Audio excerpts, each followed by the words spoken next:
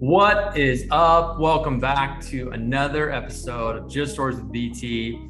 I always start every episode by saying, this is super exciting and this episode is going to be awesome. But this one truly is exciting and different because it is the first episode I'm doing with three people at once. So I'm really excited to have two executive female powerhouses in our mattress and furniture industry, both coming from Bedgear. We have Shana and Holly. So welcome to the show.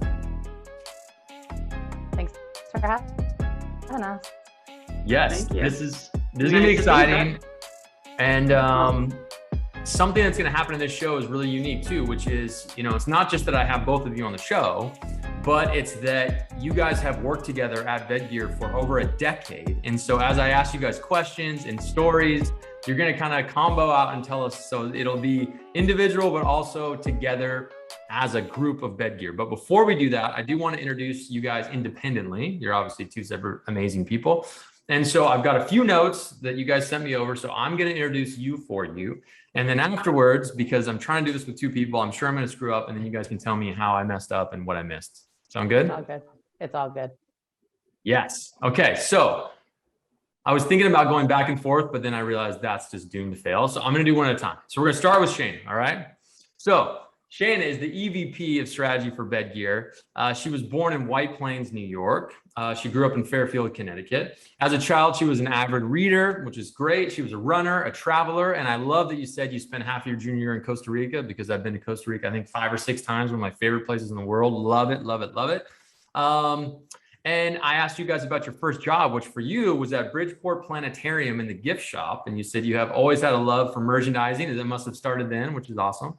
You went to a small school no one's ever heard of called UCLA. So got a good, which was awesome.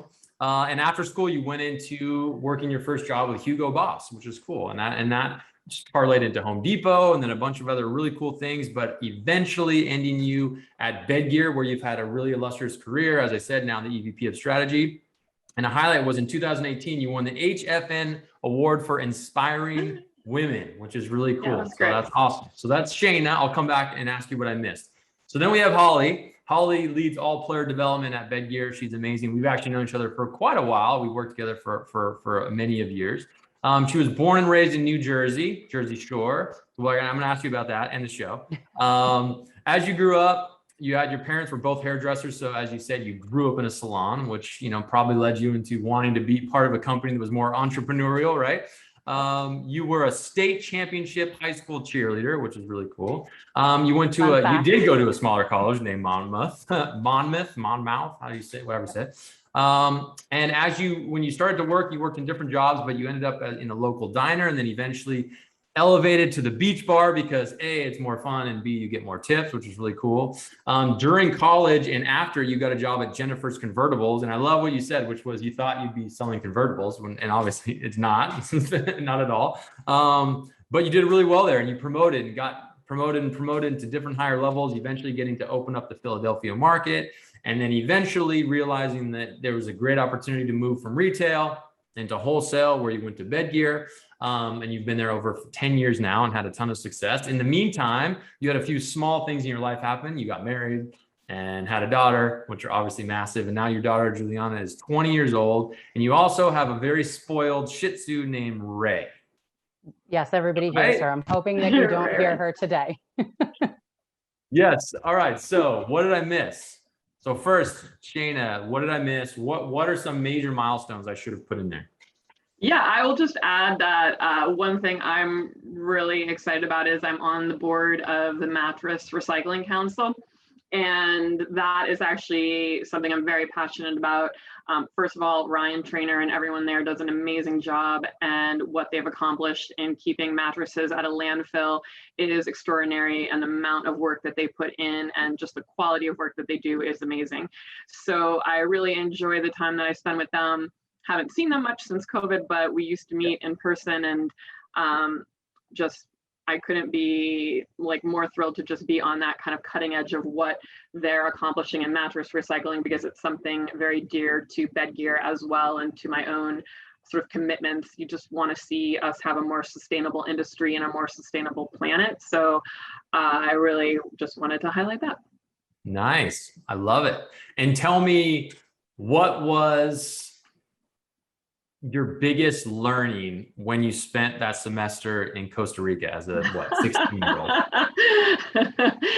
Well, that I can't repeat because most of it was learning to translate the menu at McDonald's, because I was 16 and that's a priority then. But yeah, I really think that Costa Rica just introduced me to the idea that I really hadn't met any international, so many people from other countries previously.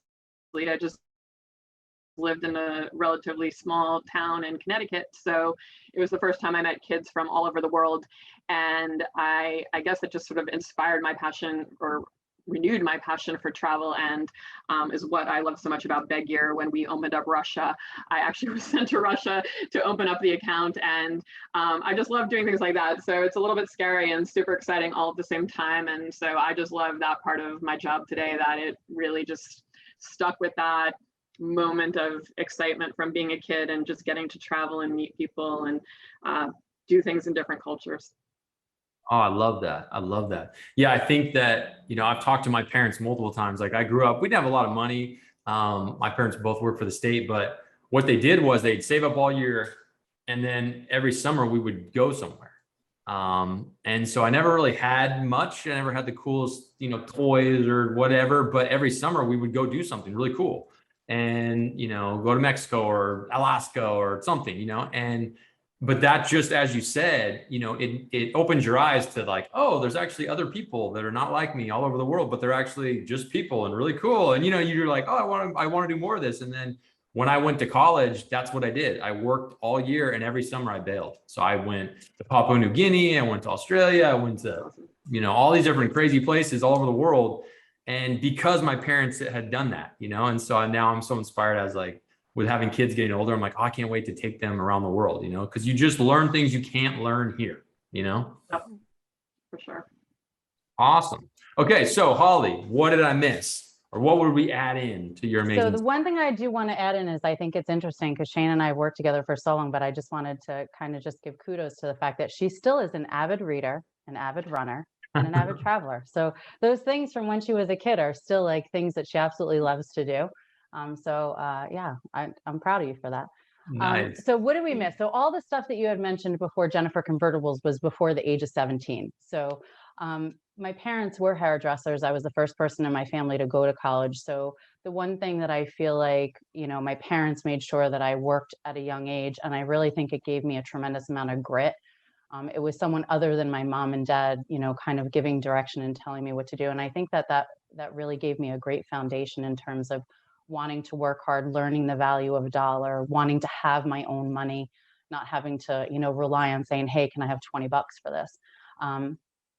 That'd be the one thing I would just add about, before, actually getting that first actual job, which was an experience amongst itself. And I spent 18 years there. So, a lot of lessons learned there. It was kind of like the Harvard of retail furniture store, from, cleaning the bathroom all the way up to, getting to an executive level position and still cleaning the bathroom. Right.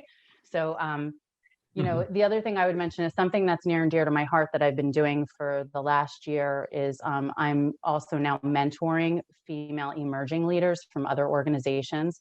It's something that I wasn't sure that I would be really good at, and I'm really grateful that someone gave me a little bit of structure to it, but it's something that I look forward to every single solitary month.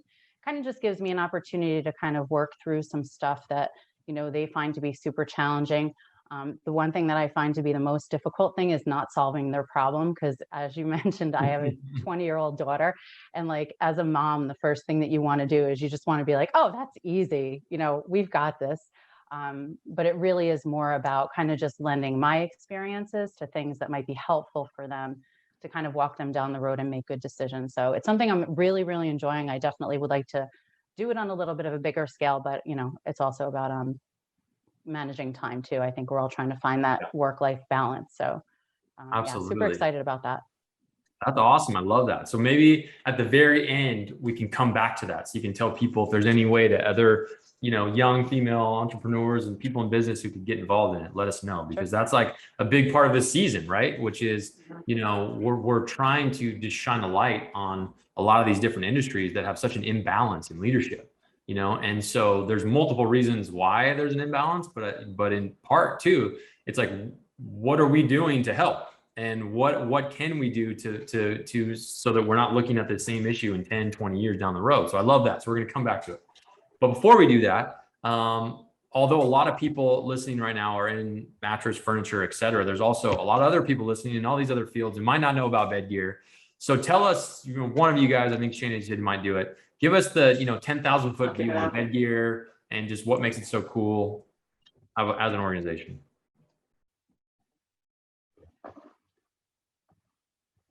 Literally cool. Exactly. Yeah. Well, we can't say enough great things about Bedgear. Like you mentioned, Holly and I have both worked here for quite a while, and we just love it. What I love most about it, I suppose, is that just every day is exactly that. We're always doing something new, and it's a challenge, and it's exciting for that reason. So Bedgear is, we introduced the brand of performance bedding to the industry. So we really just set out to create something new and different when we started working together. And we just saw that the white goods industry was exactly that, very commodity, very dull. And Eugene envisioned a way that we could both change the look of the product and change the process by which it is sold. And so that is what we set out to do. And we built a personalized fitting process for our products. And we introduced the industry to some of the products that now are extremely well known, like, as Holly said, literally cool. Our first product that was, well, it was Dry Tech, but after Dry Tech was Vertex, which is the cool product that everyone knows today. And so there was a time when people didn't believe that a mattress protector could be sold at the retail that Vertex carries, and we convinced everyone and pioneered that. And so between the pillows that we sell today, the pillow fitting process, the personalization of our products, and their performance, you know, we just really couldn't ask for a better opportunity just to do things differently and try to improve the specialty store experience and the guest experience. As you may know, we also spend a lot of time on that in-store experience, from technology and displays, really trying to make sure that when the customer walks into your store, they really get a unique, customized experience, and they want to buy from retailers, because there's one thing we love is bricks and mortar retailers. And, you know, we think retail is not dead, boring retail is dead. And so we just try to keep it exciting every day. And that's what's great about Bedgear and great about working here. Nice. Love it. Yeah. I mean, I've obviously in previous lives worked with Bedgear for a long time and known Eugene for a long time. And, you know, I always thought, you know, that it's funny when you look back now, but, you know, we early on, I remember even before the companies I was with ever sold Bedgear, you know, we were like, well, you know, they're just marketers, you know, they want everything to be cool or whatever. But then as soon as we actually started like touching and feeling and engaging with the product, we're like, oh, well, actually, no, the product is really amazing too, you know, and like, this is going to work. And what's funny is that, you know, it's almost a similar story to the Bed in a Box, you know, and like Tough and Needle and Casper and everybody who came and disrupted so much. I mean, you guys kind of did the same thing in the accessory market, right? Because it was so dull, so vanilla, so just the same thing, you know what I mean? It was so bad, you know, if you think about it from a marketing perspective, and it was so right for someone to come in and be like, oh no, you know, let's put some actual like personality behind this and have an actual market we go after. And, you know, so it just, at least from the outside looking in, it just looked like it took off, and all the kind of old guard in the industry was just so far behind. It was hard to kind of catch up. Yeah, we're truly driven by a vision, and that's also an extraordinary thing, because it means that our focus is pretty singularly on ourselves and where we're headed, which lets us keep growing into new products like mattresses and our more sustainable modular mattress, the M3. So to get to that level of innovation, you have to have that vision driving you. And so I would say, yeah, that's totally true. And it began, we didn't really call it disruptive, we called it additive. And that's the approach we always took, is how can we be additive? We're not looking to disrupt the industry. We wanted the industry to survive. We want our retailers to still be strong. And so it was, how can we add something to our retailers as opposed to like blow everything up? Yeah, I love that. So, you know, getting into a little bit of the stories, you know, I like to start asking something just entertaining or funny, and you guys have obviously worked together for a long time. Is there any like one story that you guys find yourself telling, like every time you all get together for dinner or something that you love? We have a lot of them. Probably that wasn't the one we thought of for this. Yeah, no, actually Holly reminded me of a really funny part of the story because we kind of got your questions a little bit confused. So we read the question of failure, and we each had our own failure story, and then we realized, well, mine's a little bit funny, so I'll tell that one first. Perfect. Hey, that worked. So I just briefly mentioned that now we have a mattress called the M3, but the M3 was preceded by the M1 and the M2, and there's a reason for that because they didn't work quite as well. And so when we started off to develop our mattress, we almost sort of, in that sense, like we knew where we were going, but we didn't know how to get there. So we started trying to like put things together and design things in our own way. And we ended up introducing the M1 and at the time the M1X, and those were our first mattresses. And I was responsible for building those, and I don't know, they were like put together like, I don't know, I had some dream and I stuck the fabrics together and they didn't match. One was green, one was purple. And they were interesting in their own rights, but they didn't work together on the retail floor. And we were trying to explain to people like, how we wanted to see these sold. And it just didn't even work with our own selling process, because our own selling process was about getting someone fit and having a product that was available in different profiles and that everything looked the same. And so then here were these two totally different mattresses. So finally, blessedly, like those two went away, and the M3 came about, which is truly, our flagship mattress. And that is a true mattress where you can personalize your own side.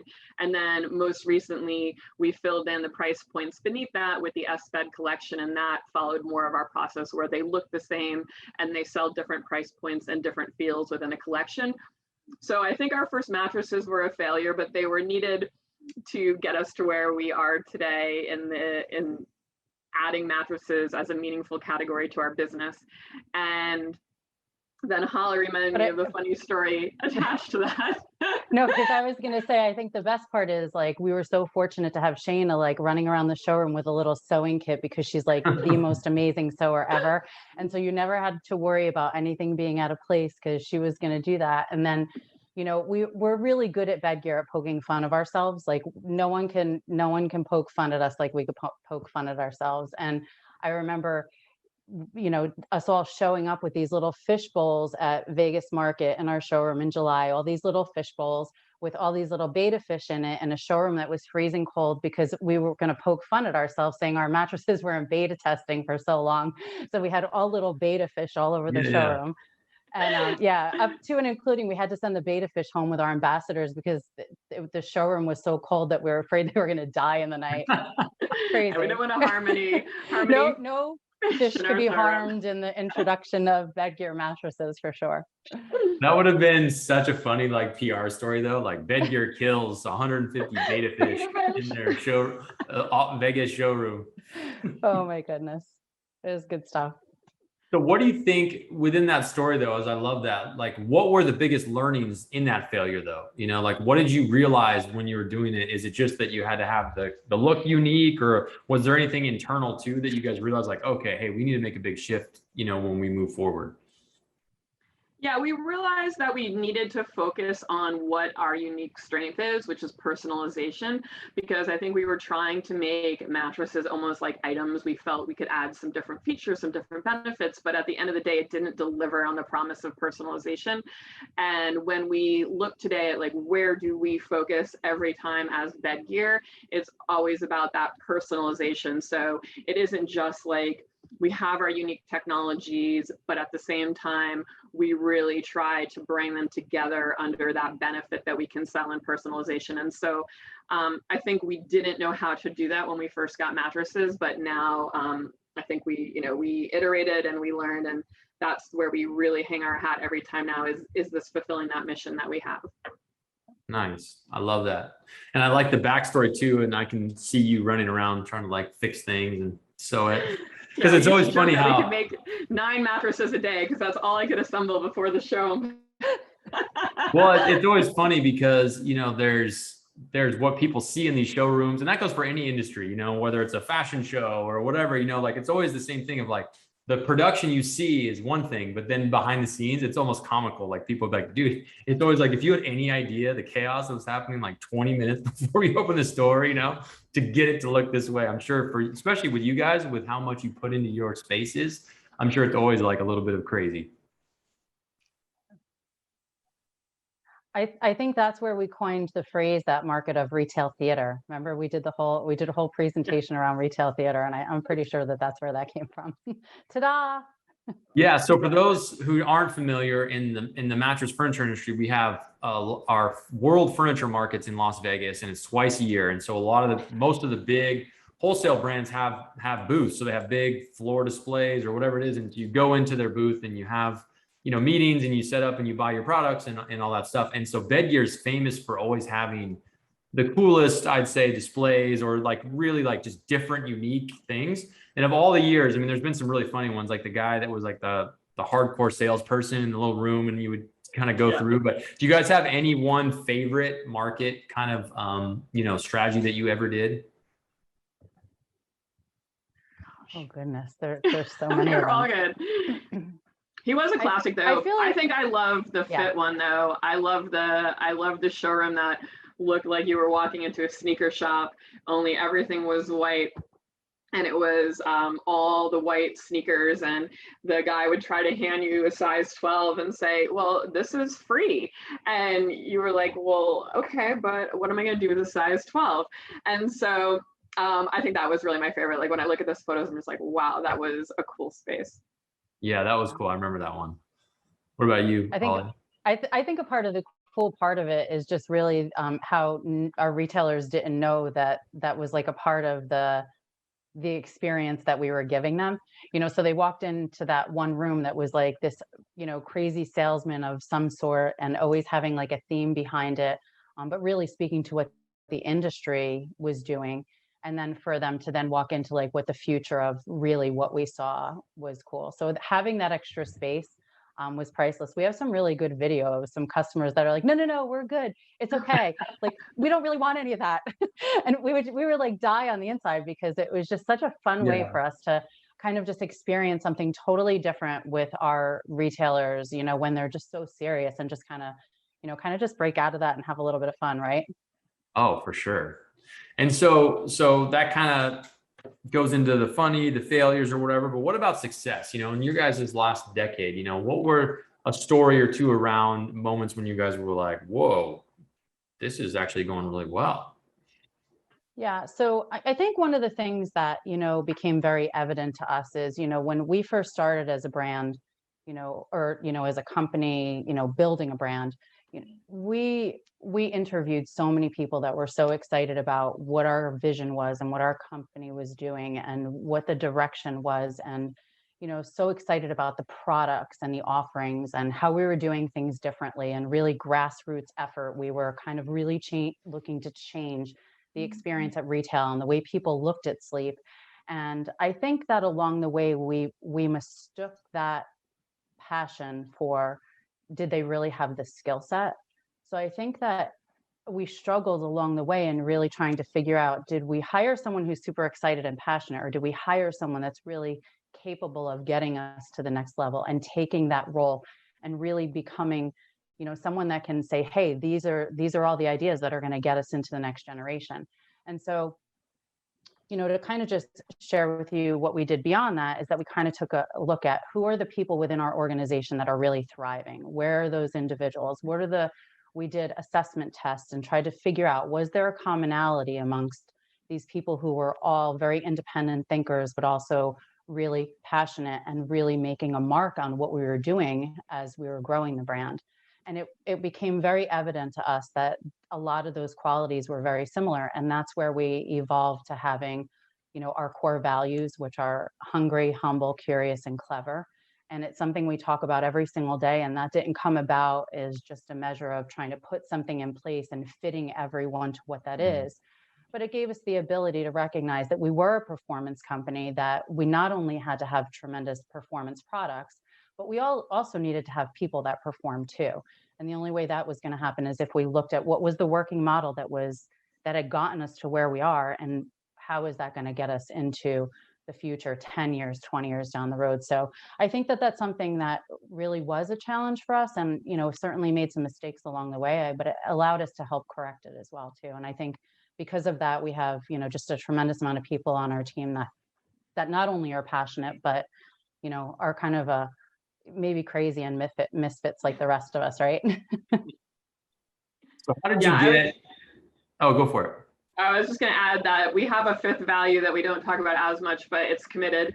And just to tag on to that, I mean, I feel the same way. Like, you don't go to one of our showrooms and not feel like the commitment, but it's also something more than that, because we played around with the word a lot, and one of the words we looked at, community. And so just recently, I went out with a whole bunch of people in our office. We had one of the several events that we do where we actually go out and do different give back type events. So, you know, we are on the payroll, like able to leave for an afternoon or a morning to go do something in the community. In this case, we were doing a beach cleanup. And it was just so great to like get out with the team and out of the office and in another environment doing something just fulfilling like that, where you actually get to go make something cleaner and nicer on the beach that you enjoy. So, and you just, when you're out with your coworkers, you really do feel that cultural fit. And so I just wanted to throw that fifth value on there. No, I love it. I love it. And it's a good segue too, because, you know, I'm curious, as you know, when you talk about, hey, we identified, you know, these different traits that, you know, we're looking for, and we've spent a long time fine tuning it, and we've built this really great team. You know, within that team, right? Like if we go to LinkedIn right now and we put Bedgear and you put people, the algorithm in LinkedIn is going to sort people by their perceived title. That's how LinkedIn works, right? So if we do Bedgear and you pull it up, in your top list, and as you go down, you guys have a ton of diversity, male, female, you know, so how did you guys align and get there to have a lot of, especially female executives and leaders, when overall our industry doesn't look like that? You know, most companies it's 90-10, 80-20, right? So it's nowhere near a balanced leadership look. Like, how did you guys get to where you are? Yeah, well, we always do say that if you want more women, if you want more diversity, you just simply have to hire them. So I think that's one thing people always say is like, oh, how can I get more women in my company? Well, you go out and you look for them and you network with that idea in mind, and you let your other women that you know to spread the word. And really, you also open your mind up to transferable skills and the fact that you can coach up. So there's a lot of people in our company that came from around the fashion industry, and because we are a fashion enabled brand, they're attracted to it. We're not just doing the same white goods commodity stuff, driving price down, looking for, you know, mass distribution. We're looking for uniqueness and specialty. And so we attract that same thing. And so when you can learn to leverage that within your company, and then you can open your door to a more diverse workforce, and especially women coming back to work and being willing to say, yeah, sure, maybe you didn't go, you know, through the traditional career path, but I can see how what you were doing before you went and had children is applicable, and I can make it work. Then that's what allows you to really then grow more and more of that, you know, that diversity in your company, and to help them feel comfortable and help everyone stay and make it scalable. That's awesome. I love that. You know, I think you just kind of hit on a really good point too, which is like, you know, nothing happens without like effort and design, you know? And so like, you know, there's a lot of, I think one of the issues that our industry had for a long time is I think there's just a lot of people that talk, but not a lot of people that are just taking action. So to your point, you're like, hey, you know, if your industry is male dominated, it's going to continue to attract males.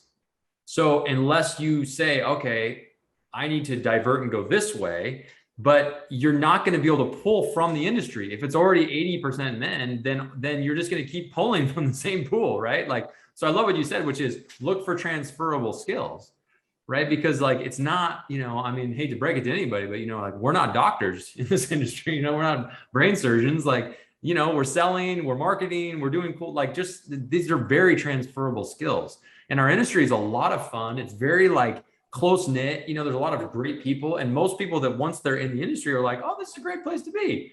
I think the issue is that we have a marketing problem, because I think if you're on the outside looking in, you're thinking like, mattresses, like why would I want to work in that field? Like why would I be appealed to this? And I think that's one of the things we got to figure out, like, how do we appeal to a younger generation and appeal to everybody, no matter what the diversity is, the background, their, like whatever it is, to make sure everyone understands, hey, this is a really fun and cool place to work.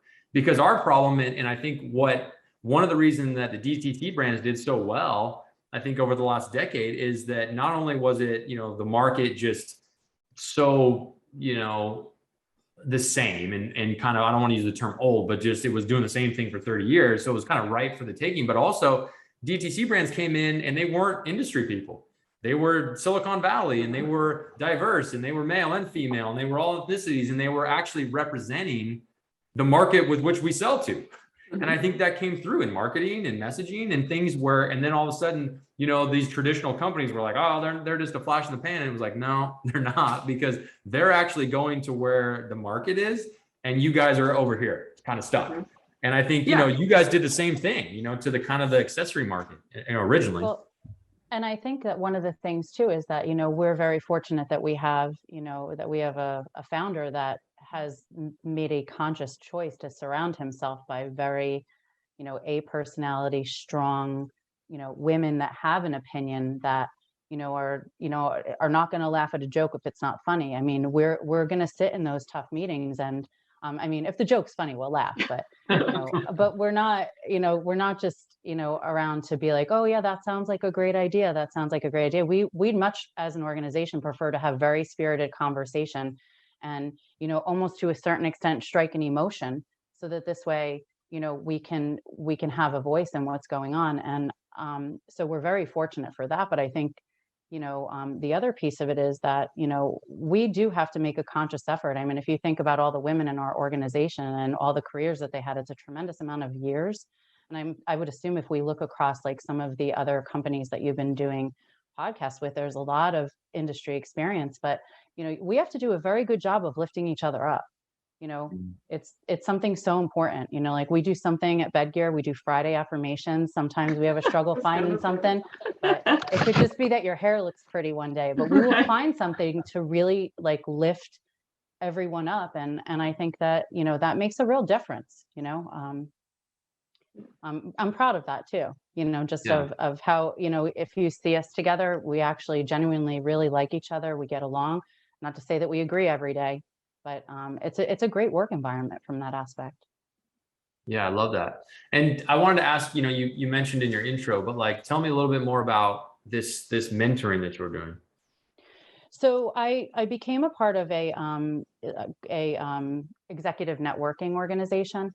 And through that, they also recognized that they really were struggling getting, women to be a part of that. And, when I first started 3 years ago, I was the only woman in the actual group. And this isn't just our industry, it's actually outside of the industry purposefully. There's no one in the group that is, from an industry that's similar to yours. So this way you can kind of talk through a lot of different things and get really good advice from other executives of companies, something that Shana was doing. And, I was super excited to be able to join as well. And through that, they recognized that there really wasn't a great way of, getting these emerging leaders, these younger women in all different types of industries, to have a support system that might be a similar view that they might have, to also give them just some perspective on some things and just feel some support, a lot of which is outside of an industry that has a lot of women in it. So it's been really great. I feel like we were making a lot of progress on a lot of different things, and there's a lot of days that her industry is very different than mine. that I might not have the answers or the expertise. But the really beautiful thing is that I was able to even reach out to people within our organization for help to say, hey, I really want to give her some really solid advice. How do we do that? Because, just outside of my area of expertise. So I'm really excited about it. I'm hoping to do more of it. We actually are talking internally at Bedgear of, putting something together just from a mentoring perspective, because I've always had a lot of that. And I've been very fortunate to have a lot of men throughout my career that have been very supportive of wanting me to be really successful in an industry that had almost no men in it. And I've been pretty lucky with that. Just trying to do my part, right? Yeah, no, I have love a daughter who's 20 years old. I want her to see, what that looks like too. And I think another thing just in terms of wanting to mentor is, I always wanted to be a working mom, and that wasn't looked upon kindly, years ago. Today, it's so much more acceptable, and, everyone's doing it, but finding that work-life balance is tough. And I think it's important for our younger generation to see that we can do it all. We really can. Yeah. No, absolutely. I love that. Pretty good at it too. We Yeah. might not sleep. Although if I sleep 4 hours, it's very restful. I get tremendous amount of rest and recovery, no question. Little plug. Yeah, I love that, and at the end of the day, I mean, I think that's, for me at least anyways, as I've been doing these different, podcast episodes and talking to so many different people, there's definitely a strong sense of I think hope that we're heading in the right direction, because there are so many amazing organizations that are trying to push the envelope, and they're trying to be more inclusive, and they're trying to do a better job at hiring and diversity and like all these different things. But I think that part of that is there's a company perspective, but then there's also the individuals. And I think that, mentoring people, specifically young, like our younger generations coming in the workforce, is just going to be huge, because, they're facing just so many different challenges that we didn't face, and that's every generation, and the shoppers are changing like almost, every 6 months, like the environment that we work in, everything is becoming so digital. It's like so different. But at the end of the day, our kids have grown up in a world that is so different than what we grew up in. And, they are seeking transparency at such a high level, like way more than I would have never thought about it, because everything was kind of what you saw as a kid was just what it was. But now, we went through a phase of everything being fake. And now we're kind of coming back around to this transparency. It's the reason why stories on Instagram or whatever social platform you follow is so big, because stories are at least a little bit more real. It's someone in the moment, like it's not as staged, it's not as produced. It's like, hey, that's actually happening, And what's cool is that companies are now starting to embrace this. And I think for our industry specifically, when you think of like mattress and furniture, it's like, I think the more real and transparent we can be with, especially like, kids growing up now and young people in their 20s who are starting to get the job, to show them that like, actually, this is a really progressive industry from the product standpoint. It just has never been from a leadership standpoint, and so we're trying to push the envelope. And I think, companies like yours and some of these other ones I've been interviewing are doing a really good job. But I think to get to the root cause, like you said, we've got to impact one person at a time. And so finding these young people who are still impressionable and like still not sure what they're going to do, I think that's how we get the next really amazing CEO in 10 or 20 years, because you get them now, if that makes sense. Yep, I agree. Definitely. Nice. So tell me one thing that I was curious about. So if you look at Bedgear from the outside in, so everybody has these different titles, right? So there's, quarterback, player development, coach, so it's not your typical, vice president of this and sales rep of this, right? So what's the kind of mentality behind that? I would say it's always lent or sort of derived from that sports theme, because we do believe that when you hit the field, you're hitting the field as a team, and you don't win except by playing as a team. So, and it even goes so far that we sometimes have to like train against that idea of teamwork by reminding people like, also, you can't just like go out and cover someone else's position. Like the most important thing about being on the team is also knowing your position and covering your position, because if you're the goalie and all of a sudden you run up to like the offensive line, you're not there when like the shot comes into your spot. So we find that the sports analogies work really well to help explain like what we're trying to do, and because we are competitive but not in a cutthroat way, it kind of like also matches our culture. So a lot of it came from sports. And our quarterback was legitimately a quarterback in college. So it's very dear to just our personal passions too. Oh, that's awesome. I love that. It's funny because, like I said, I've worked with you guys over the years off and on, and I've just never asked that. I've always thought about it because I see, especially on LinkedIn, I think you guys have done a really good job at having all of your different, reps out there or coaches or whatever who are working with the different retailers. I've noticed you guys have made a push online where they're always posting like where they're going and the teams and whatever. Like, what was the idea behind that? Is that just to get Bedgear out so that people understand it's a cool organization or a great place to work, or is it just kind of organic? So yeah, it was actually very organic. Those are our sleep coaches. That's the team that that I'm responsible for. And the idea behind it was they just wanted to kind of share some of the really cool stuff that they're doing out in the field. And it started out as a small idea, but then really they took a personal interest in, wanting to figure out what the good hashtags were and how could they be relevant. And, then it became kind of a mission of, how many people viewed it and how many people are liking it. But I think it's a really great way for them to, kind of share what they're experiencing with the retailer, some of these things that are happening on the front lines that are, just inspirational stories, and, where they get those aha moments, to recognize that they also all live in other parts of the country, so they don't have someone to work with every single day. So they're very independent, traveling to these places and spending time alone. But it's kind of that commonality of them bringing that together and, being proud of each other and being like, hey, that's an awesome, I'm going to try that over here too. This is so cool. And look what's going on over at this retailer. And so they just, it's not a part really of their job description as much as it is something that they're just super excited and passionate to do. And it's gotten a lot of traction, and I love it. I think it's great to see it. No, absolutely. It's nice for us back at the office too, because we don't see the sleep coaches so much because they all always are out in the field. So in a way, it's like a little bit of insight to their personalities and the content that they're always creating. And we get to learn a lot too from just like watching them. So I love to watch their LinkedIn posts and their videos and their little car recordings. Yeah. And legit, nobody's policing it. Like it goes up and it's, if it's like we're like, all right, that's cool. Like you said before, you got to kind of live in the moment. Everything can't be like this picture perfect thing. So I'm very proud of the work they've done. I think it's great.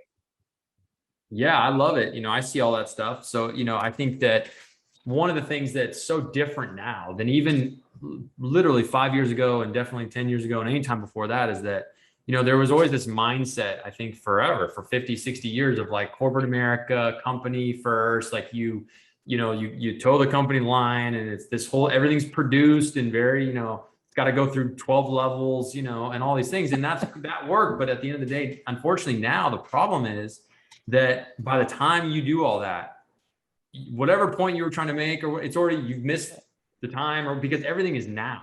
So like, if it's on Twitter right now, it's on TikTok now. So you missed, if you were trying to do something funny in 2 weeks, it's already past its wave of whatever. And now you missed it. So you can't do that really. You can't produce at that level, for daily content.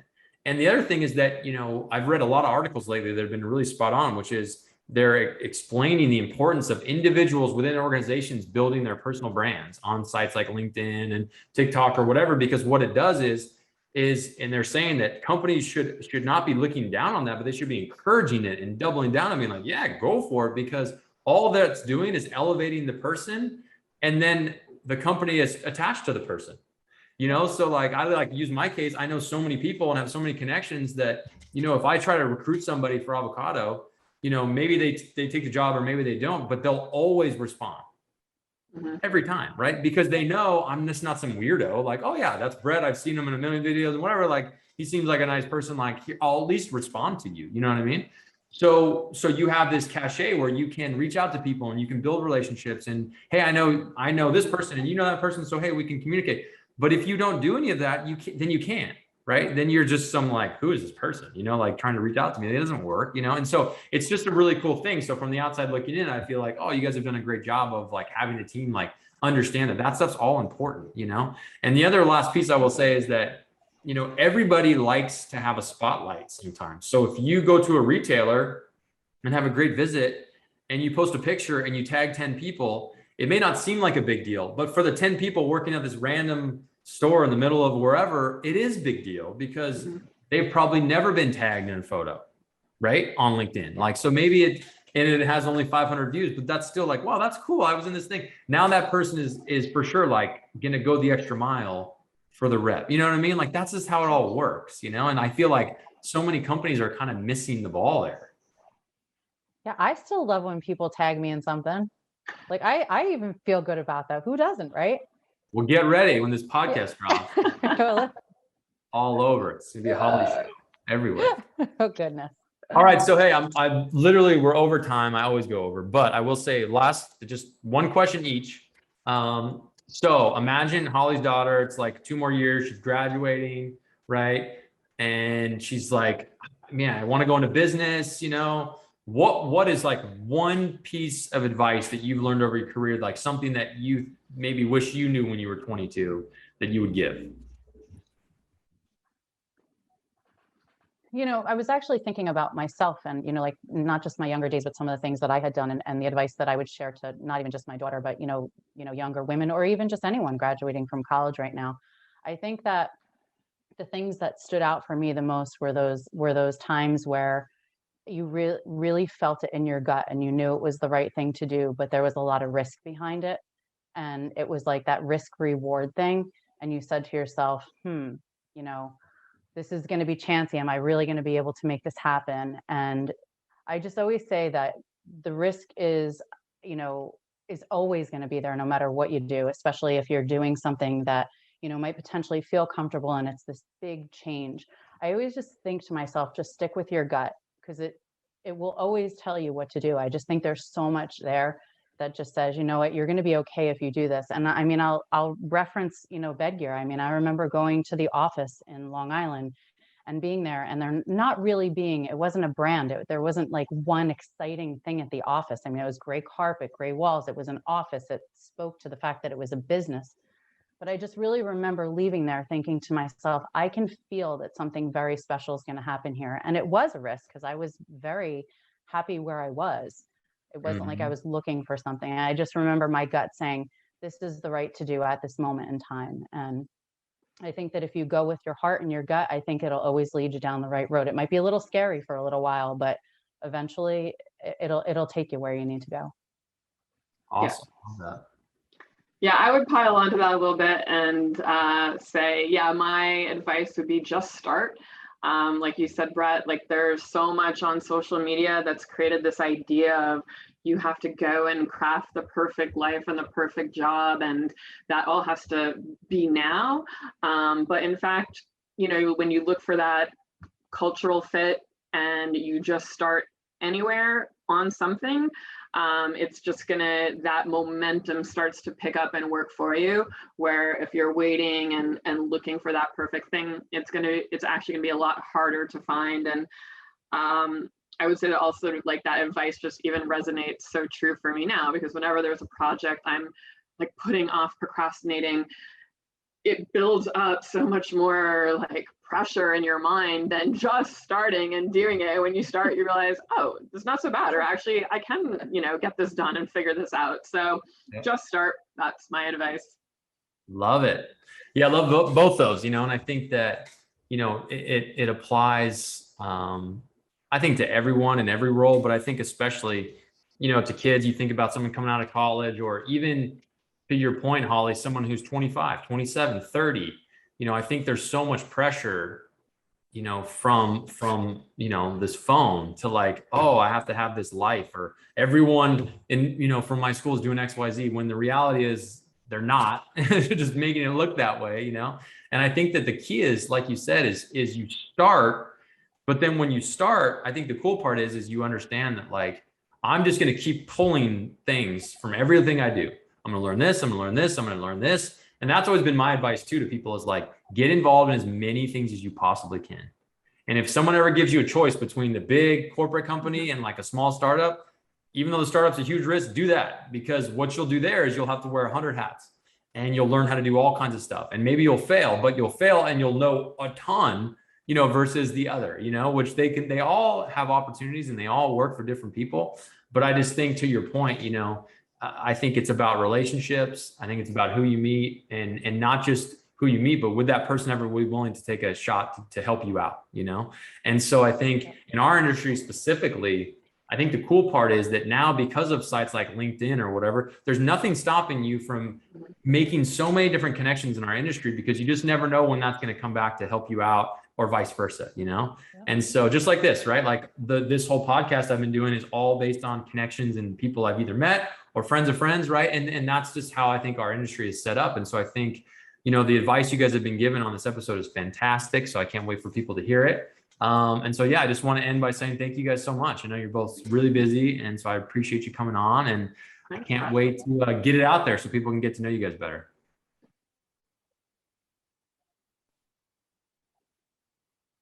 Thanks, Brett. Yeah, thank you, Brett. We appreciate it. So cool. So I will talk to you guys soon. You guys are both going to be at Market? Yep. Yeah. Awesome. We'll see you there. Then I will see you guys in a couple weeks.